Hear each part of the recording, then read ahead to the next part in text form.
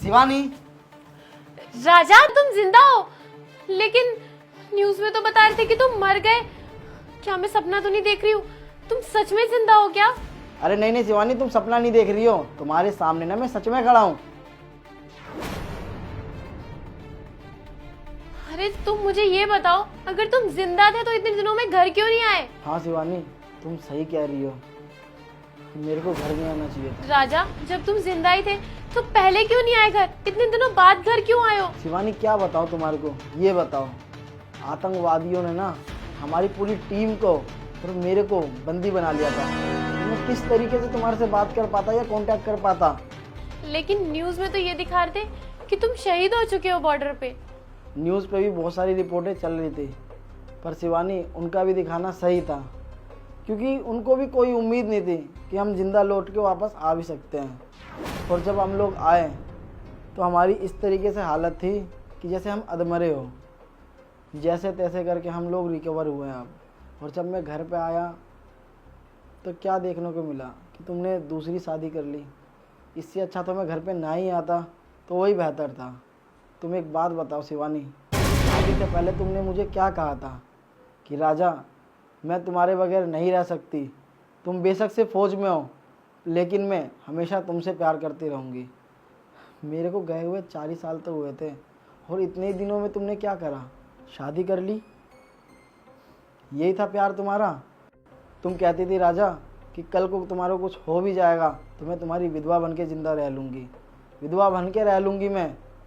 लेकिन क्या बोलूँ तुम्हारे को शिवानी, मैं छोड़ो, मेरा आना ही बेकार हुआ यहाँ पे। राजा, ऐसा कुछ भी नहीं है जैसा तुम सोच रहे हो।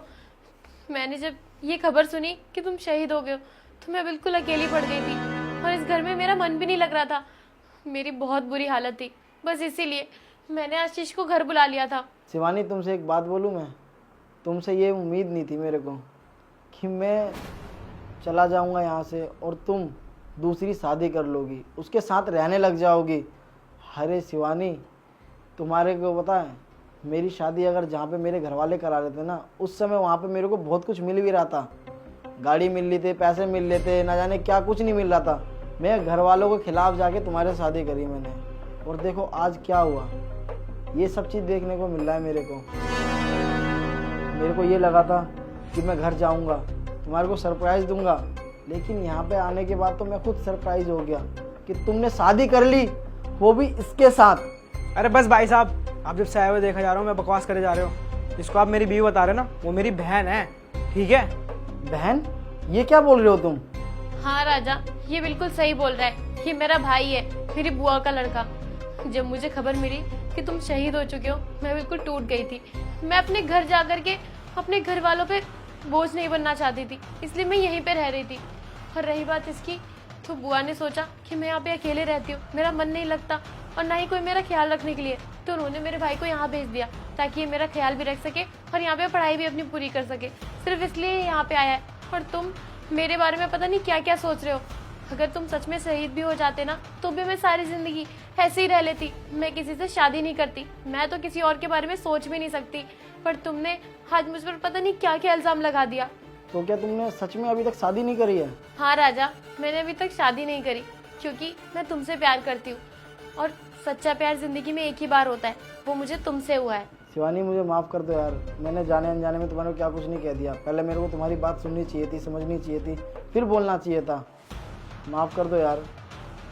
और भाई साहब, आप भी मुझे माफ़ कर दो यार। आप तो बताओ, मेरी बीवी का ख्याल रखने के लिए यहाँ पे थे और अपनी स्टडी कर रहे थे, लेकिन मैं कुछ गलत समझ बैठा।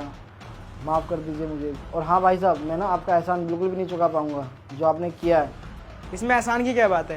ये तो मेरी बहन है, मेरा तो ये फर्ज बनता है कि मैं इसका हर टाइम ख्याल रखूँ। राजा, तुम इतने सालों बाद घर आए हो, तुम बैठो, मैं ना तुम्हारे लिए कुछ अच्छा सा बना के लाती हूँ जो तुम्हारा फेवरेट है, ठीक है? हाँ ठीक है, मैं भी फ्रेश होके आता हूँ।